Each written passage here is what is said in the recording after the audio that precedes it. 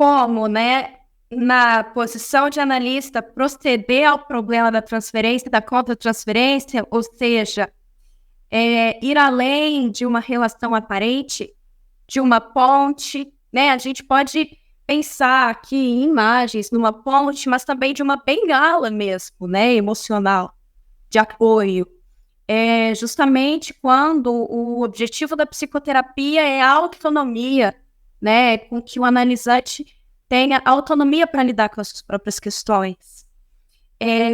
Bom, surge então essa questão, como proceder a esse problema da transferência e da contra-transferência. Já vou comentar sobre a contra-transferência.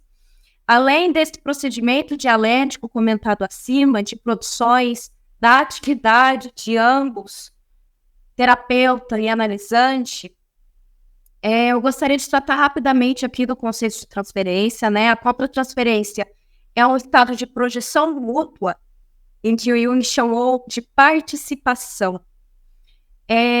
Então, como que o Jung começou a tratar desse conceito da contra-transferência, né?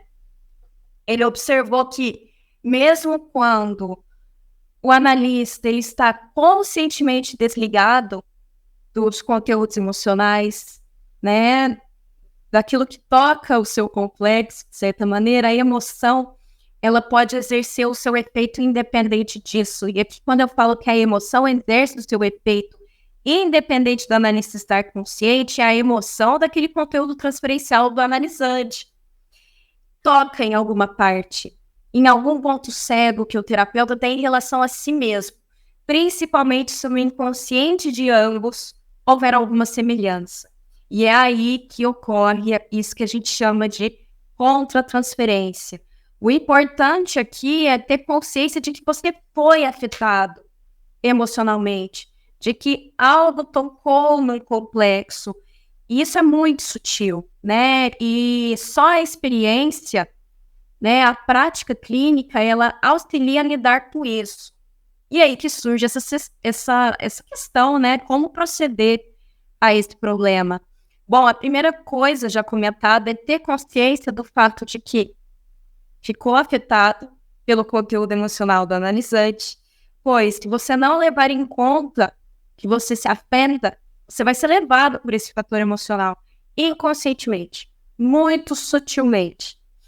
Segundo e mais importante, como seres humanos, a gente possui pontos cegos, enquanto psicoterapeutas também, e aí a urgência e a necessidade dos profissionais, dos terapeutas, fazerem análise pessoal e, consequentemente, supervisão. E esse é um dos manejos essenciais para lidar com o problema da transferência e contra-transferência, e assim como atuar de maneira dialética.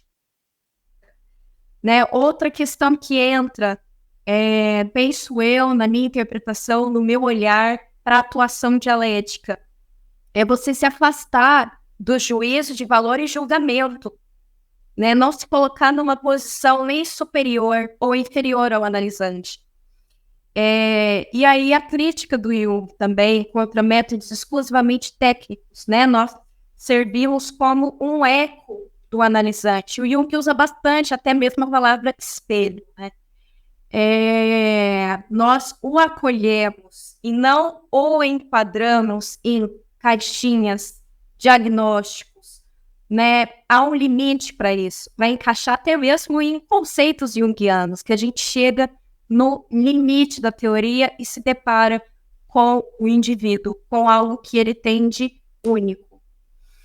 E se o analista ele não se mantiver objetivamente em contato com o seu inconsciente, ou seja, em análise pessoal, supervisão, para ver como está a orientação de escuta, né? Não há garantias de que o analista caia no inconsciente do analisante e vice-versa também.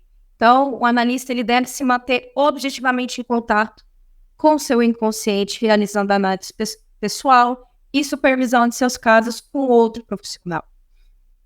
Há também aquilo que o Jung chama, né, de terapia da transferência, que ele apresenta na 5ª conferência dos fundamentos, também no livro A Reação, Análise de Sonhos e Transferência.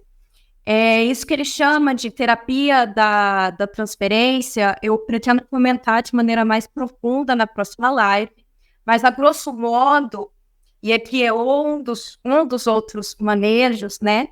Maneiras de proceder, é fazer com que o analisante ele apreenda o valor subjetivo desses conteúdos pessoais e impessoais da projeção.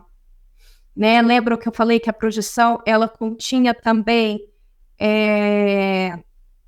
conteúdos do impessoal, do coletivo? Então, primeiramente, aprender esse valor desses conteúdos subjetivos, né? O conteúdo impessoal é esse da ordem, portanto, arquetípica, e procurar este valor subjetivo é ver como essas imagens, digamos, criam empecilhos à vida do analisante, e que isso faz parte de si, da sua psicologia, né? E aí entra as questões, né, positivas e negativas, projetadas no outro, que podem dizer respeito de si mesmo, né? É o processo, a terapia da transferência, que faz com que o analisante ele tome responsabilidade pelo seu ser, pelos bons e maus aspectos, né? Então, posteriormente, né, de ver este valor, discriminar esses conteúdos impessoais, dessas imagens pessoais, né, discriminadas desses conteúdos impessoais, para diferenciar, por fim, e olhar o relacionamento pessoal com o analista, que podem haver fatores também impessoais nele. E aqui a terapia da transferência é um pouco mais complexa, vou comentar na próxima live. Mas eu queria fazer um comentário aqui, que há questões que não dizem respeito ao analisante, mas sim ao outro, aquilo que é sobre o outro. E isso também é importante de diferenciar, né? Não somente enxergar que esses empecilhos dizem respeito ao analisante, mas que há coisas, sim, que dizem respeito do outro, né?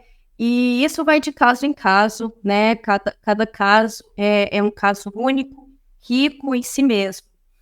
Outra maneira também de proceder, de manejar a transferência e contra-transferência. Deixei por último, mas é uma das mais importantes, são os sonhos. Os sonhos, né, por eles serem essa via régia, cristalina, transparente ali, a gente vê a transparência de acesso por imagens, de acesso ao meio inconsciente. Os sonhos, eles trazem pistas essenciais da dinâmica analista e analisante, e também da transferência e da contra-transferência. Então, muito interessante também estar atento aos conteúdos oníricos, né, ao sonhar com o analista, também o contrário, o analista sonhar com o analisante. Enfim, isso tudo também traz pistas essenciais dessa dinâmica.